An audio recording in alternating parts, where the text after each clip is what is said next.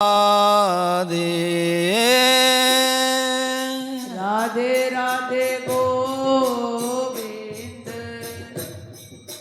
गोविंद राधे राधे राधे गोविंद गोविंद राधे राधे राधे गोविंद गोविंद राधे गोविंद राधे बोलो गोपाल राधे गोविंद राधे बोलो गोपाल राधे गोविंद राधे बोलो गोपाल राधे गोविंद राधे बोलो गोपाल राधे राधे राधे गोविंद गोविंद राधे राधे राधे गोविंद गोविंद राधे राधे राधे गोविंद गोविंद राधे राधे राधे गोविंद गोविंद गोविंद राधे। बोलिए ठाकुर श्री जानकी वल्लभ लाल की जय। मंगल मूर्ति हनुमान जी महाराज की जय। श्री भक्तमाल परिकर की जय। श्री वृंदावन धाम की जय। श्री बरसाने वाली की जय। श्री बांके बिहारी लाल की जय। श्री राधा वल्लभ लाल की जय। श्री यमुने महारानी की जय। श्री गिरिराज धरण की जय। श्री तुलसी महारानी की जय। श्री गौ माता की जय। श्री राम नाम सरकार की जय। श्री सद्गुरुदेव भगवान की जय। श्री नाभादास जी महाराज की जय। श्री प्रियादास जी महाराज की जय। श्री छोटे महाराज जी की जय। जय जय श्री राधे श्याम।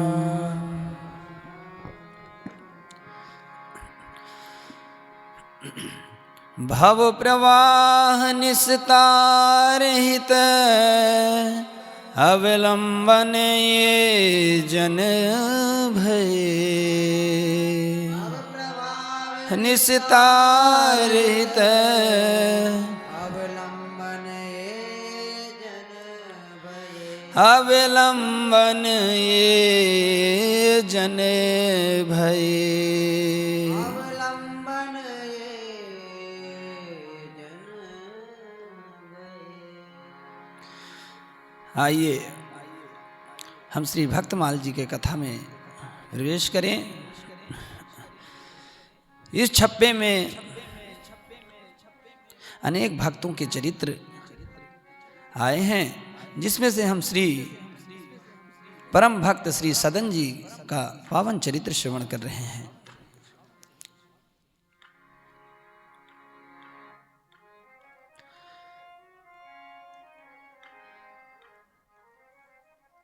देखिए, कहने का तात्पर्य है कि बिना भक्तमाल भक्ति रूप अति दूर है।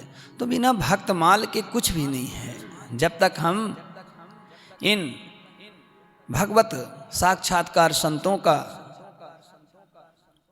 उनके चरित्रों का श्रवण नहीं करेंगे, तब तक हम ऐसे ही भटकते रहेंगे। इसलिए भक्तमाल के चरित्रों का रोज कम से कम एक भक्त के चरित्र का तो श्रवण अवश्य करना चाहिए।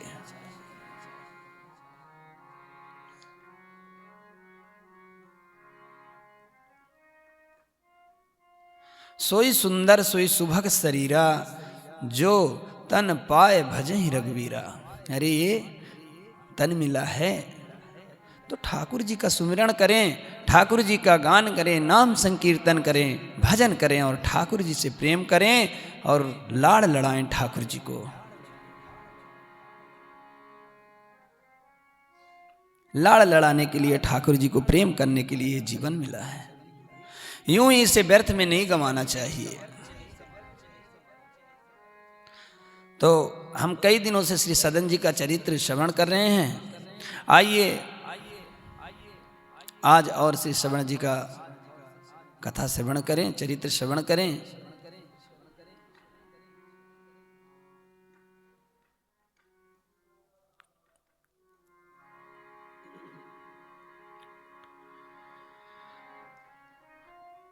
हम 2-3 दिन से रीझ है ही की सच्चाई पे हम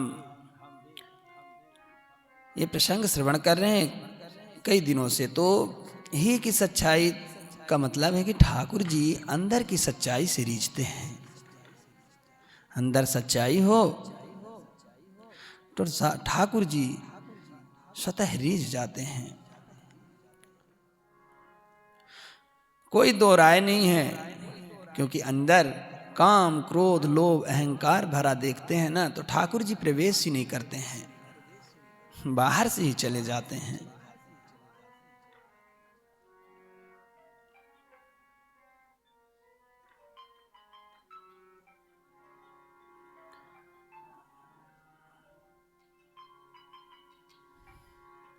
इसलिए आइए हम ही की सच्चाई का एक छोटा सा चरित्र और भक्त का श्रवण करते हैं, फिर हम कथा आगे की करेंगे। एक परम भक्ता हुई, हमने कल बताया था, अजब कुमारी जी। अजब कुमारी जी परम भक्ता, वो राजस्थान की थी। उदयपुर के पास ही आसपास मेवाड़ भूमि की रहने वाली हो। उदयपुर के पास कहीं उनका गांव था। एक बार वो श्री वृंदावन धाम आई, अपने पूरे परिवार के साथ आई वृंदावन धाम। मेवाड़ में ही श्री मीरा जी भी परम भक्त हुई हैं। तो एक बार वो अपने परिवार के साथ श्री वृंदावन धाम आई, और वृंदावन धाम आई और गिरिराज जी गई दर्शन करने।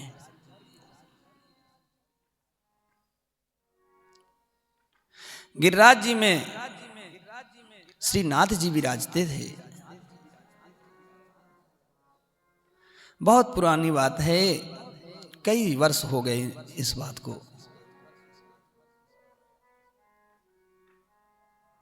तो वो अपने परिवार के साथ दर्शन करने आई हुई थी श्री गिरिराज जी की। श्री नाथ जी वहां त्रिभंग ललित रूप में विराज रहे थे एकदम। वो आई और श्री नाथ जी के त्रिभंग ललित ठाकुर जी को देख रहा, तो जैसे ही ठाकुर जी की रूप मोहिनी को देखा है, एकदम देखते ही रह गए और आतुर हो गई।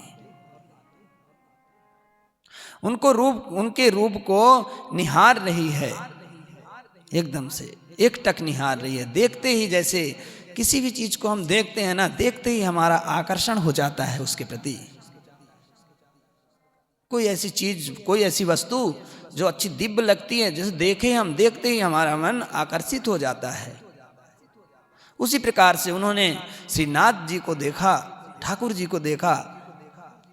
अजब कुमारी जी का चित्त एकदम श्री नाथ जी के ऊपर टीका का टीका रह गया।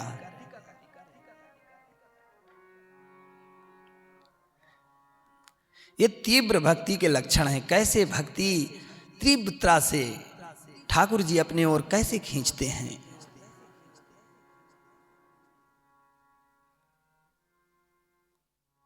तो दर्शन किया है उस राजकुमारी ने, और दर्शन करके गोवर्धन जी से वापस जाने लगी।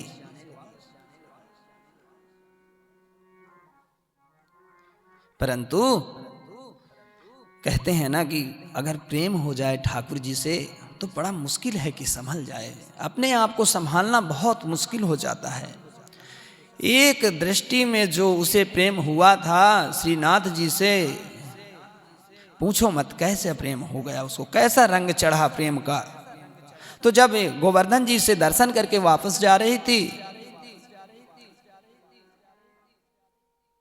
तो घर पहुंची है। जब घर पहुंची तो बहुत जोर से उसे ज्वर आ गया, बुखार आ गया, काफी तेज बुखार आ गया। बुखार आते ही घर वालों ने वैद्यों को बुलाया, अनेक प्रकार से दवा औषधि सब कुछ दिया, लेकिन कोई फायदा नहीं हुआ। किसी प्रकार से उन्हें कोई औषधि लाभ नहीं किया उनके शरीर पर। हर प्रकार से औषधि करवा ली गई।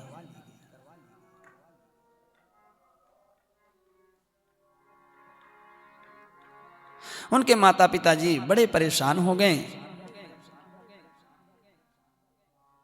एक दिन की बात है, उनका जब ज्वर नहीं छोड़ रहा था तो अजब कुमारी जी माता पिता से कहती हैं, पिताजी मेरा ये जो ज्वर है ना ये ऐसे ठीक होने वाला नहीं है, मेरा बुखार ऐसे ठीक नहीं होने वाला है पिताजी। पिताजी ने कहा तो कैसे ठीक होगा? अजब कुमारी जी ने कहा, पिताजी एक बात कहूं आपसे।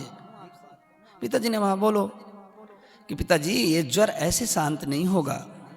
मुझे जो रोग हुआ है ना उस रोग की दवा किसी के पास नहीं है। अगर ठाकुर जी से रोग हो जाएगा तो फिर लाख कोई उपाय कर ले, वो व्यक्ति फिर संभलने वाला थोड़ी है, कोई दवा फायदा नहीं करने वाला है।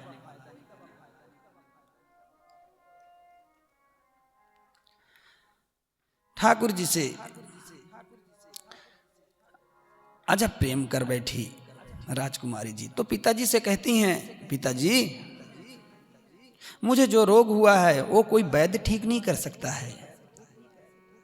उनका तो केवल इस जो रोग है उसका एक ही वैद्य है, केवल वही मुझे ठीक कर सकते हैं। पिताजी ने पूछा कौन वैद्य हैं, बताओ। राजकुमारी जी कहती हैं, पिताजी हम कुछ दिन पहले वृंदावन धाम गए थे, और वृंदावन गए थे गोवर्धन नाथ जी गए, गोवर्धन, और वहां जाकर के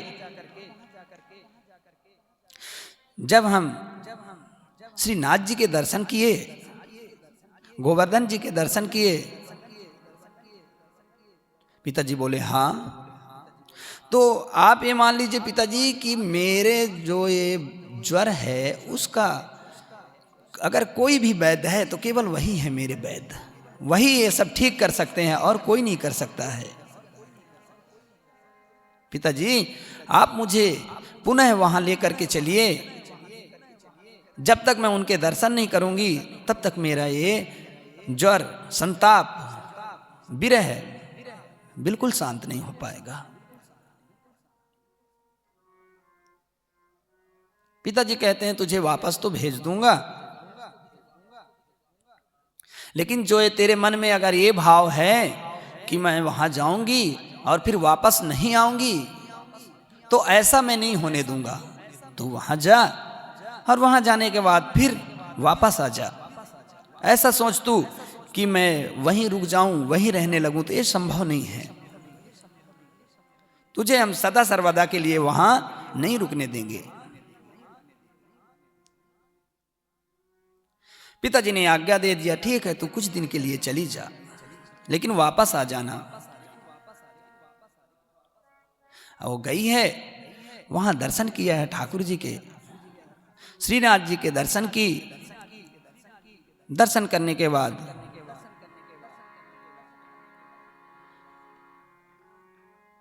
फिर वापस घर गई है। पिताजी जाते समय बोले थे कि चली जाया करो और आ जाया करो, जाते आते रहोगी तो मैं तुम्हें भेज दिया करूंगा, लेकिन हमेशा के लिए तुम चाहो कि मैं छोड़ दूं तो नहीं छोड़ सकता। अजब कुमारी जी कुछ दिन के लिए जाती रहती हैं और वापस आ जाती हैं। और जैसे वृंदावन की सीमा से वो बाहर निकलने के लिए होती, तो उनका जो ज्वर था, उनका जो बुखार था, उन्हें पुनः आ जाता। पुनः वो बुखार आ जाता। और ये कोई झूठा मूठा बुखार तो था नहीं कि कोई और नखरे बहाने बना रही थी, ये वास्तविक बुखार था। जैसे वृंदावन की सीमा से बाहर निकलना चाहती थी, उन्हें वापस बुखार आ जाता था। उनका शरीर पूरा तपने लग जाता था। ओंठ आदि इत्यादि नेत्र लाल हो जाते, ओंठ फटने लग जाते। इतनी विरह से व्याकुल हो जाती कि लग रहा था उनके प्राण छूट जाएंगे। मन में सोचती, हे नाथ, प्राण छूट जाए तो छूट जाए, लेकिन ये वृंदावन ना छूटे, गिरिराज जी की तलहटी ना छूटे, मेरे श्रीनाथ जी मेरे से दूर ना जाएं। लेकिन पिताजी का आदेश था तो उन्हें घर तो जाना ही था। घर गई हैं। घर जाकर के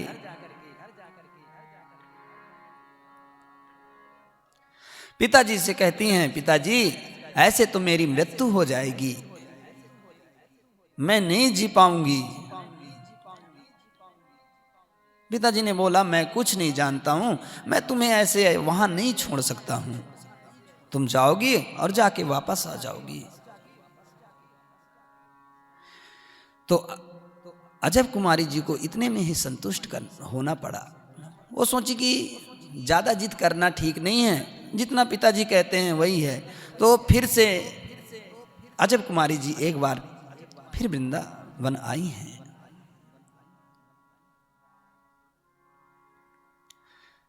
वृंदावन आई।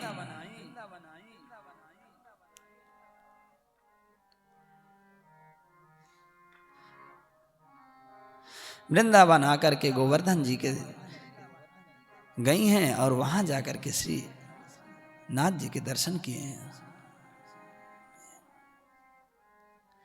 और श्री नाथ जी से कहती हैं, प्रभु एक पक्ष तो मैंने सुन लिया, एक पक्ष में तो मेरे पिताजी हैं जिन्होंने तो सीधे मना कर दिया कि तुम्हें वहां रहने के लिए नहीं मिलेगा, जाओ और वापस आ जाओ। अब आपकी बारी है प्रभु, दूसरे पक्ष में आप बैठे हैं।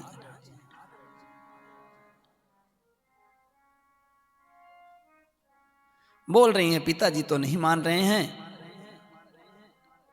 आपके पास छोड़ने के लिए मेरे पिताजी राजी नहीं हो रहे हैं, लेकिन आप तो भक्त वत्सल हैं भगवान, भक्त पर अनुग्रह करते हैं, भक्त पर दया करते हैं।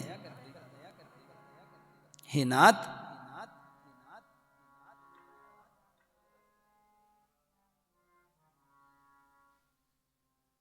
मैं यहां नहीं रह सकती आपके पास, लेकिन आप तो आ सकते हैं ना मेरे पास। प्रभु आप तो आ सकते हैं। तो ठाकुर जी ने सुना तो, लेकिन कोई प्रति उत्तर नहीं दिया। ठाकुर जी ने, उनके तरफ से कोई उत्तर नहीं आया। अजब कुमारी जी व्याकुल होने लगी, क्या करूं, बार बार आना जाना मुझसे नहीं होता है प्रभु, मुझे आप एक जगह रहने दो, बार बार मैं आ जा नहीं सकती हूं।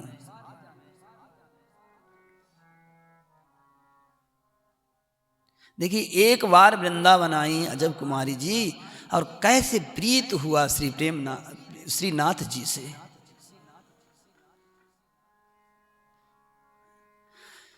रह नहीं पा रही हैं श्रीनाथ जी के बिना। कहती हैं, प्रभु मेरे से बार बार आना जाना नहीं हो पाएगा, आप कुछ ऐसा उपाय करिए कि एक तो आप मेरे पास आ जाइए, एक तो मुझे अपने पास रख लीजिए। ये तीव्र भक्ति है, इसे तीव्र भक्ति कहते हैं। अजब कुमारी अब की बार जब गोवर्धन धाम आई है, उसने वहां के मंदिर के अधिकारियों से कहा, उनसे पूछ रही है कि क्या मुझे भी यहाँ कोई सेवा मिल सकती है क्या, मैं भी यहाँ कोई सेवा कर सकती हूँ क्या। वहाँ के अधिकारी पंडा पुजारियों ने कहा नहीं, यहाँ पे स्त्रियों का प्रवेश नहीं है, यहाँ तो पुरुष वर्ग रहते हैं, आप यहाँ नहीं रह सकती हो। हाँ, अगर आपकी इतनी हार्दिक इच्छा है तो आप कोई सेवा देख लो बाहर का, वो कर लिया करो, आप वो करके आप यहाँ रह सकती हो, बाहर की सेवा कर सकती हो, लेकिन अंदर का सोचो तो अंदर का सेवा तो आपको प्राप्त नहीं हो पाएगा।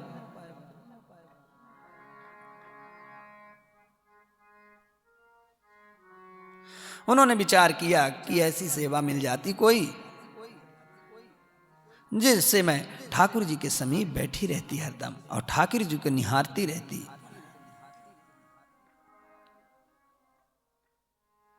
मन में विचार कर रही हैं अजय कुमारी जी की क्या करूं मैं।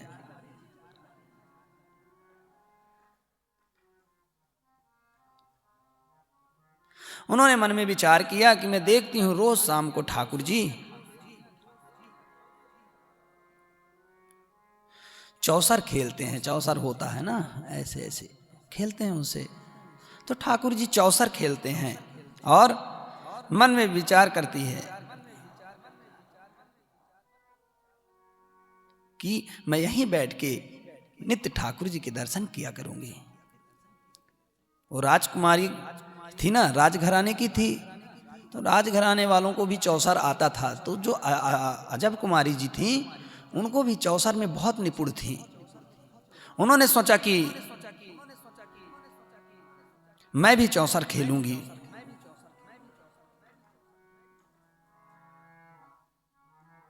उन्होंने एक चौकी लिया, जितने दर्शनार्थी थे सभी के बीच में वो चौकी रखी,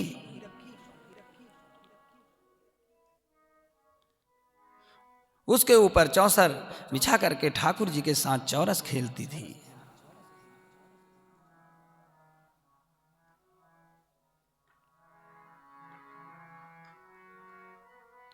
और खेलती थी, एक बाजी स्वयं चलती और दूसरी बाजी भी स्वयं चलती और कहती ठाकुर जी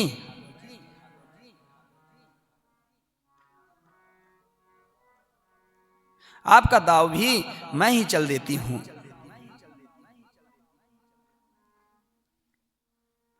और ठाकुर जी से कहती कि जो आपको लगे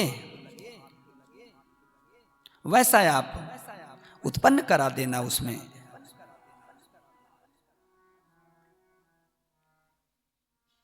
ठाकुर जी की बाजी निकाल कर जैसे चलती,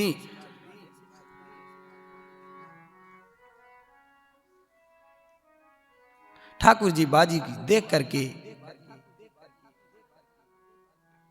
अगर अच्छी बाजी है, अगर अच्छी बाजी आती है तो ठाकुर जी को कहती अच्छा आप बड़े चतुर हैं, हमेशा आगे निकल जाते हो।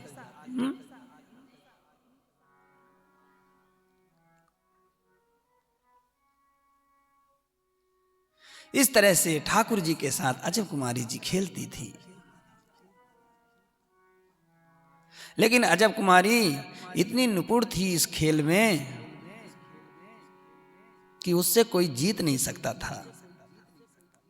और ठाकुर जी तो अपने भक्तों से हरदम हार जाते हैं। ठाकुर जी कोई सच्चा प्रेमी भक्त है ना, उससे अवश्य हार जाते हैं।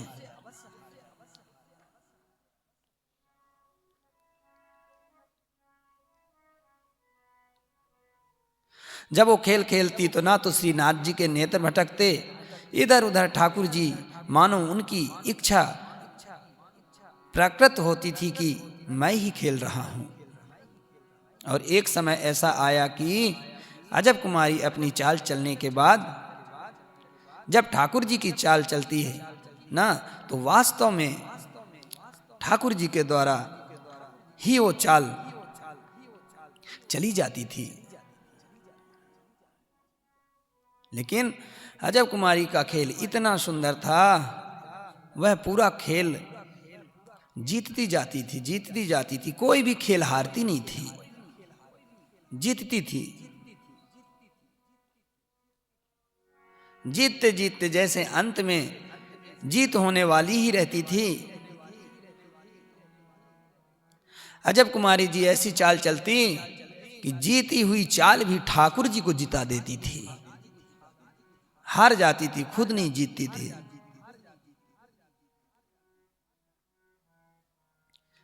और भगवान उसके इस स्वभाव से बड़े प्रसन्न हो जाते थे।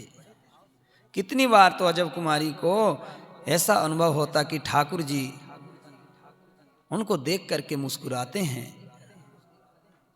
ठाकुर जी मुस्कुराते हैं तो उनकी दांत दिखने लगती है।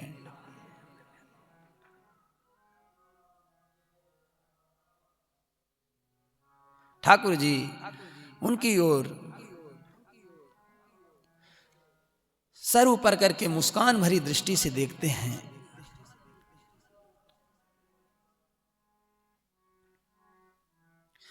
इसी से श्री अजब कुमारी जी बड़ी प्रसन्न हो जाती। लेकिन वो समय आ गया था जब अजब कुमारी जी को पुनः वापस घर जाना था। उनको वापस घर जाना था।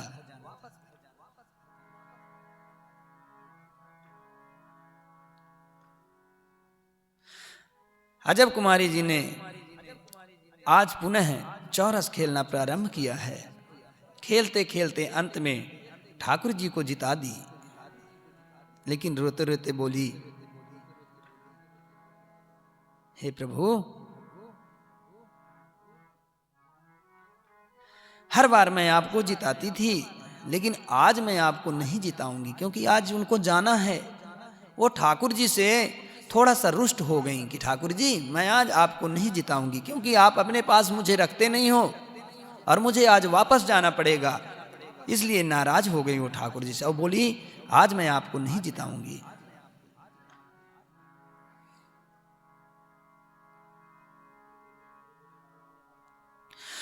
उन्होंने कहा, ठाकुर जी अगर आज आपको जीतना है तो मेरी इच्छा है जो वो आपको पूरी करनी पड़ेगी।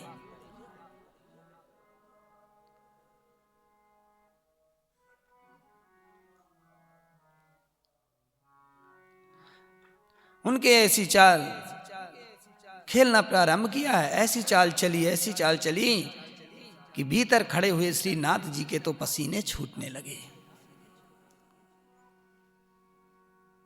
ठाकुर जी हार रहे हैं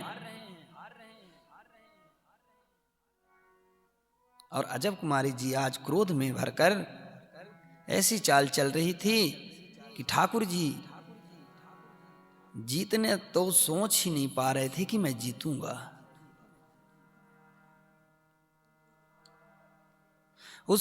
लेकिन अचानक जैसे ही अजब कुमारी ने ठाकुर जी की ओर देखा तो थोड़ी के ऊपर श्वेत के बिंदु टपक रहे हैं ठाकुर जी के। ठाकुर जी व्याकुल हो रहे हैं। ठाकुर जी की व्याकुलता को देख नहीं पाई और फिर से हारते हुए बाजी को ठाकुर जी को जिता दी।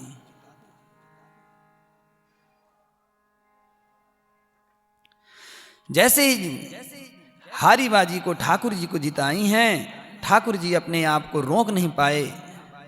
ठाकुर जी प्रत्यक्ष प्रकट हो गए और अजब कुमारी जी को गले से लगा लिया, सीने से लगा लिया अजब कुमारी जी को। और जैसे ही गले से लगाया, अजब कुमारी जी ने ठाकुर जी के हाथ पकड़ लिए।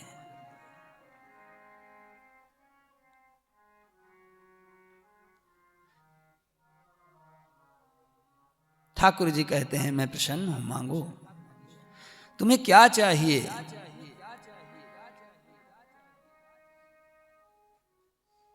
ठाकुर जी बोले कि मैं इतना प्रसन्न हूं, तुम जो कहोगी वह मैं तुम्हें दे दूंगा, बताओ क्या चाहिए। अजब कुमारी जी कहती हैं, मुझे तो आप वचन दे दीजिए।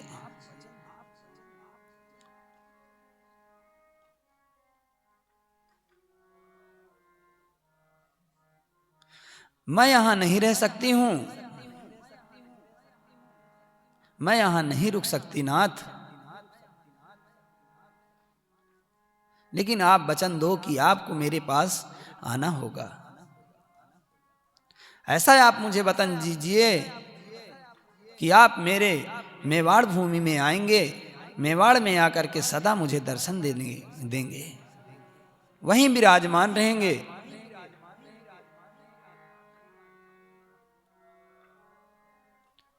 इस तरह से अजब कुमारी जी ने ठाकुर जी से वरदान मांगा है। जिस वृंदावन को ठाकुर जी कभी छोड़ कर जाते नहीं, त्याग कर जाते नहीं,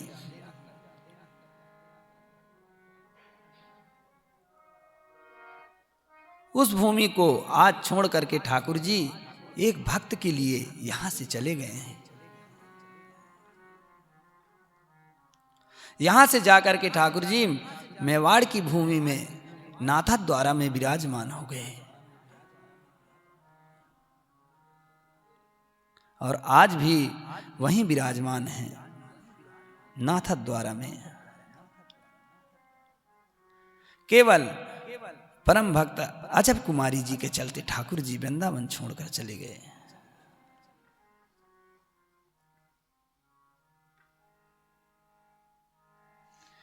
इसे तीव्र भक्ति कहते हैं। ये है तीव्र भक्ति ठाकुर जी की।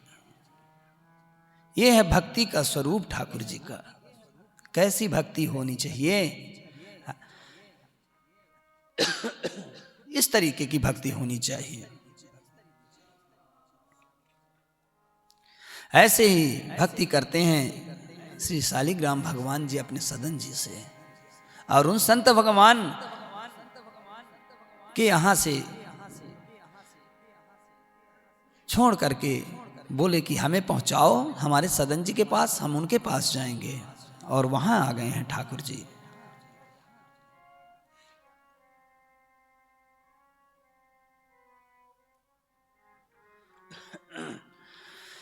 जब के तुम बिछड़े प्रभु मेरे, तनिक न पायो चैन।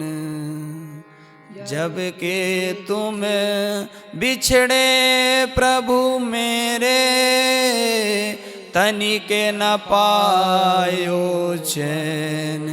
दर्श बिन दुखन लागे नैन, दरस बिन दुखन लागे नैन। दर्श बिन दुखन लागे नैन। दरस बिन दुखन लागे नैन। दरस दुखन लागे नैन। ठाकुर जी श्री सदन जी के पास आए हैं। सदन जी ने ठाकुर जी को हृदय से लिपटा लिया है और सदन जी कहते हैं, भगवान अब मैं जब तक ये जीवन है तब तक आपको लाड़ लड़ाऊंगा। और सब कुटुंब आदि छोड़ करके श्री सदन जी शालिग्राम भगवान को ले हृदय से चिपका करके श्री जगन्नाथ जी की यात्रा पे चल दिए हैं। जगन्नाथ जी के दर्शन के लिए निकल पड़े हैं। जगन्नाथ जी की ओर चल दिए ठाकुर जी दर्शन, सदन जी दर्शन के लिए। रास्ते में एक गांव मिला। श्री सदन जी वहां चलते चलते एक गांव मिला। सदन जी ने वहां भिक्षा लिया है। जब भिक्षा लेने गए हैं तो एक सुंदर स्त्री इनकी तरुण रूप देख करके रीझ गई। उन्होंने कहा, आओ यहां बैठो और यहीं मैं भोजन दे देती हूं, यहीं भोजन कर लेना।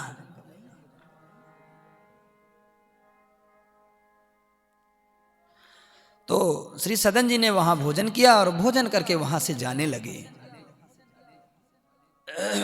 तो उन्होंने, वो जो स्त्री थी,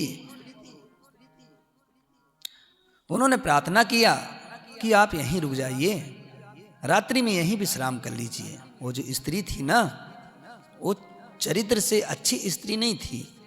उसने कहा रात्रि में आप यहीं विश्राम कर लीजिए, यहीं रुक जाइए। जब उन्होंने आग्रह किया, उनको तो पता नहीं था कि ये कैसी स्त्री है। जब उन्होंने आग्रह किया तो सदन जी रात्रि में वहीं रुक गए। उन्होंने वहीं शयन करना चाहा रात्रि में, बोले कि हम यहीं शयन कर लेंगे। तो सदन जी प्रसाद पा करके अपने भजन में लग गए, उसके बातों में आ गए और भजन करने लग गए। भजन करते करते उनको उनकी आंखों में नींद भर आई।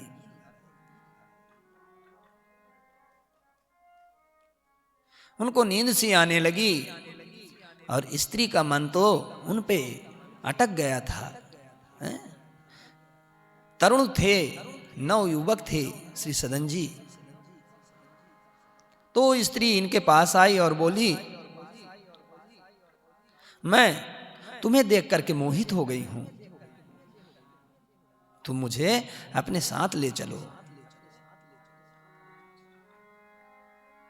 उन्होंने कहा, मैं तुम्हें अपने साथ नहीं लेके जा सकती हूं, चाहे तुम मेरे साथ कुछ भी कर, मेरा गला काट दे, मुझे कुछ भी कर दे, लेकिन मैं फिर भी तुम्हें अपने साथ नहीं लेके जा सकता।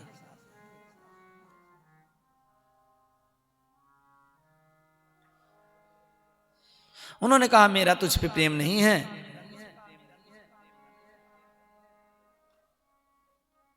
उन्होंने, उस औरत ने, उस स्त्री ने इनके बात को ना समझती हुई दूसरा अर्थ निकाल लिया और जो इनके पति देव थे ना, जा करके उनका गला काट दिया। उसको तनिक भी भय नहीं हुआ, उसने अपने पति का गला काट दिया और समीप आकर बोली कि अब मुझसे प्रेम करो, मैंने अपने पति का गला काट दिया है। सदन जी कहते हैं, तुझसे मेरा नाता ही क्या है जो मैं तुझसे प्रेम करूं।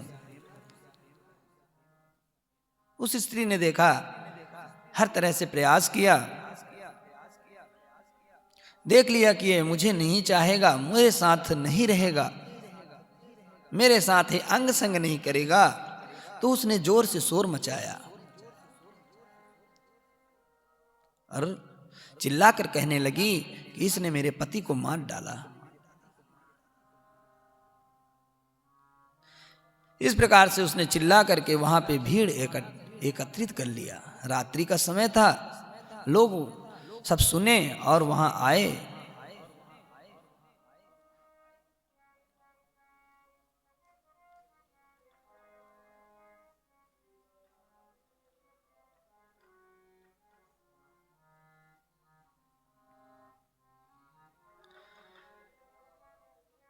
त्रिया चरित्र थी वो औरत,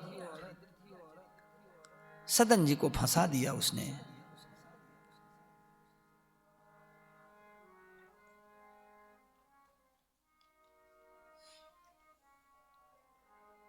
उस स्त्री ने शोरगुल करके भीड़ एकत्रित कर ली। जब भीड़ एकत्रित हो गया तो गांव में हाकिम जमींदार थे, उन्हें बुला करके इसे पकड़वा दिया और उसने अपने न्याय के लिए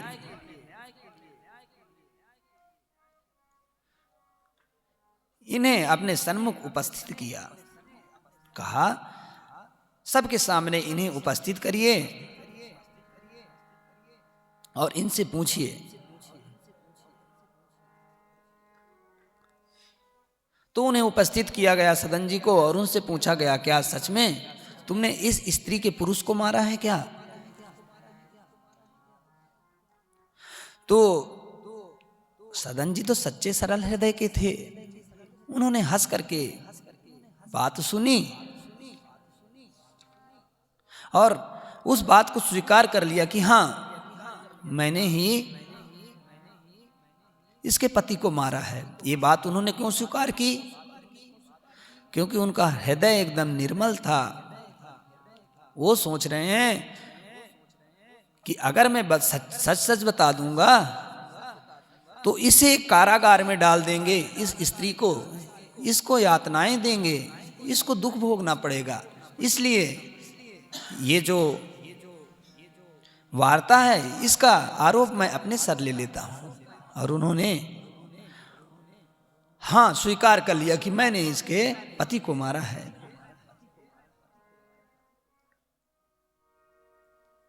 उन्होंने बार बार पूछा, क्या सच में तुमने इसके पति को मारा है? तो उन्होंने कहा, हाँ मैंने ही इसके पति को मारा।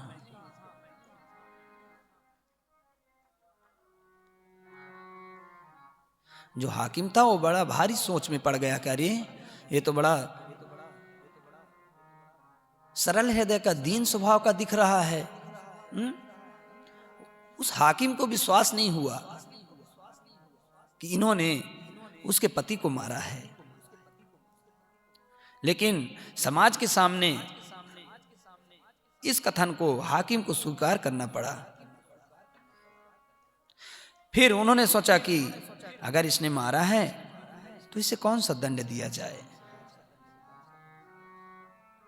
उन्होंने सोचा कि इनके दोनों हाथ कटवा देते हैं। उन्होंने उनके हाथ कटवा दिया, दोनों हाथ कट गया। लेकिन फिर भी श्री सदन जी किसी प्रकार से उनको दुख महसूस ही नहीं हुआ, फिर भी वो प्रसन्न हैं।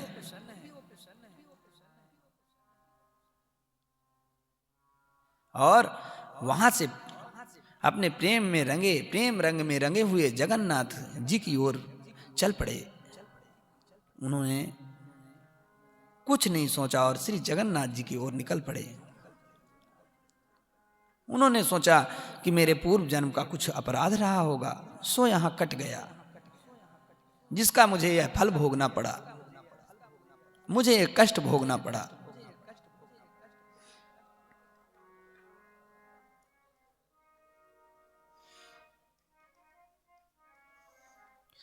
जा रहे हैं श्री सदन जी।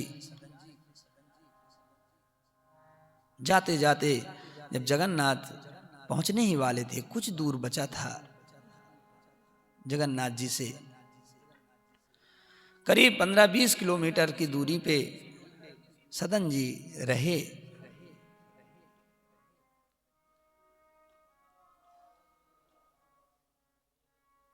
तो ठाकुर जी ने, जगन्नाथ जी ने श्री सदन जी के लिए पालकी भेजी और कहा, जाओ मेरा सदन आ रहा है, तुम उसे इस पालकी में बैठा करके लाओ।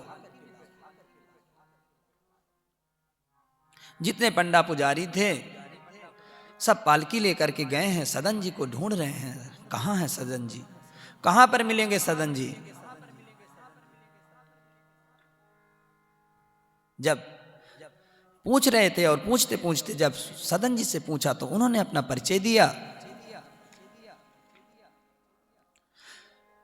जो पंडा आदि आए थे उन्होंने बताया कि श्री जगन्नाथ भगवान जी ने आपके लिए पालकी भेजा है। आप ही हैं ना जो जगन्नाथ के दर्शन के लिए आ रहे हैं? बोले, हाँ हम ही हैं, प्रभु ने आपके लिए पालकी भेजा है, आप चलिए, इस पालकी पर चढ़कर आप हमारे साथ चलिए। सदन जी ये स्वीकार नहीं कर रहे हैं कि ये पालकी जो है ये ठाकुर जी की है, प्रभु की है, मैं इसमें कैसे बैठ सकता हूं। जब उन्होंने बार बार प्रभु की आज्ञा सुनाई कि प्रभु ने कहा है कि आप पालकी पर ही बैठकर आएंगे, उन्हें पालकी पे ही बैठा के लाना, तब उनकी बार बार आग्रह से वो पालकी पर बैठे और प्रभु श्री जगन्नाथ जी के पास पहुंचे।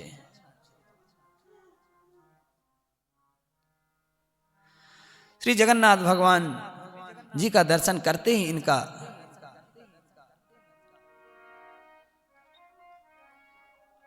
इनका जो कष्ट था ना, वो स्वप्न के समान इनका कष्ट समाप्त हो गया। जैसे हम स्वप्न में देखते रहते हैं, अनेक प्रकार से देखते हैं, ये हमें मार रहा है, हमको प्रताड़ित कर रहा है, ऐसा है वैसा है। और जैसे नींद खुलती है तो वहां कुछ नहीं रहता है, सब कुछ मिथ्या रहता है। उसी प्रकार से इनका जो कष्ट था वो श्री जगन्नाथ जी के दर्शन करते ही पूरा कष्ट इनका दूर हो गया। ठाकुर जी कह रहे हैं सदन जी, तुम अपने भक्ति की कसौटी पर एकदम खरे उतरे हो। जाओ और तुम जा करके भक्ति का प्रचार करो, भक्ति की गंगा, ज्ञान गंगा बहाओ, सभी के हृदय में भक्ति का संचार करो। श्री सदन जी प्रभु को दर्शन करके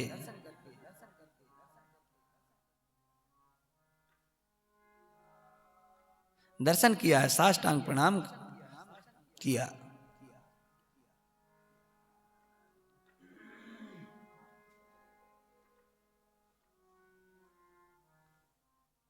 और जैसे ही दर्शन किया, साष्टांग प्रणाम किया, वहां से सदन जी जाने के लिए हुए और साष्टांग प्रणाम करते ही वो जो दोनों हाथ कटे हुए थे ना सदन जी के, वो भी वापस आ गए फिर से। सदन जी के दोनों हाथ वापस आ गए, उनका सब जितना भी दुख था सब दूर हो गया।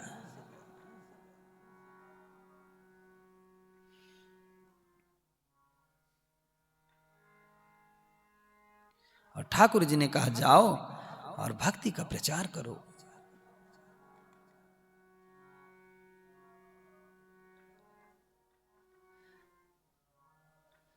बड़े भाग मानुष तन पावा, सुर दुर्लभ सब ग्रंथ निगावा। ये जो मानव तन है ना, बड़े भागों से मिला है। इसलिए ठाकुर जी का भजन करने, ठाकुर जी के प्रेम में रंगे, उनको लाड़ लड़ाएं, जितना हो सके हरि नाम संकीर्तन में, कथा सत्संग आदि में अपना समय व्यतीत करें। परम भक्त सदन जी कैसे ठाकुर जी इनके लिए तड़पते थे, ऐसे ही हम आप सब भी मन में विचार करें और ठाकुर जी से प्रार्थना करें और मन को अपने ठाकुर जी में लगाएं। हे नाथ, जैसे सदन जी की स्थिति थी उसी प्रकार से थोड़ी सी स्थिति हमारी भी कर दीजिए, हमारा भी ये मन आपके चरणों में लगने लगे। इस प्रकार से श्री ठाकुर जी से प्रार्थना करिए और सदन जी के पावन चरित्र को यहीं विराम। हम आप सब सभी सदन जी के चरणों में प्रणाम करें। अब वाणी को यहीं विराम। हरि भजले हरि भजले हरि भजने का मौका है, हरि भजले हरि भजले हरि भजने का मौका है। ये मौका चूक ना जाए, मौका भी अनोखा है। ये मौका चूक ना जाए, ये मौका भी अनोखा है। हरि भजले हरि भजले हरि भजने का मौका है, हरि भजले हरि भजले हरि भजने का मौका है। नमो नमो श्री भक्त सुमा, नमो नमो श्री भक्त सुमा।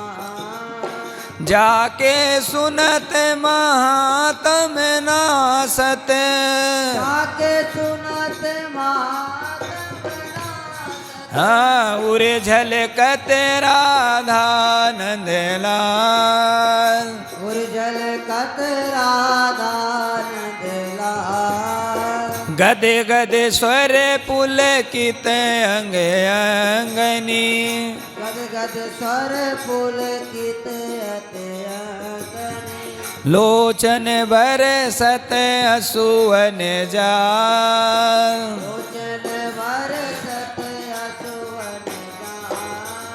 उतरी जाते अभिमान ब्याल विष उतर जाते अभिमान व्याल विष लेते जीवाए सुरस तिह का लेते जीवाय तुरत जिनका होते प्रीति हरि भक्त जनन सो होत प्रीत हरि भक्ति जनन सो लेते शीघ्र हटि चरण प्रचार लेत शीघ्र हटि चरण प्रसार तजते कुसंग लेते सतसंगति को संग लेत सतसंगति भागे जगत को अद्भुत भाव जगत को अद्भुत भाव निशिवासर सोवत अरु जागत शिवासर को बत अरु जागत रोम रोम करत निहार श्री अग्रे नारायण दास प्रिया प्रिय प्रगति जीवन रसिक रसाल जय जय नमो नमो श्री भक्त सुमा हरे राम राम राम हरे हरे जय जय हरे कृष्णा कृष्णा कृष्णा हरे हरे हरे कृष्णा कृष्णा कृष्णा हरे हरे हरे राम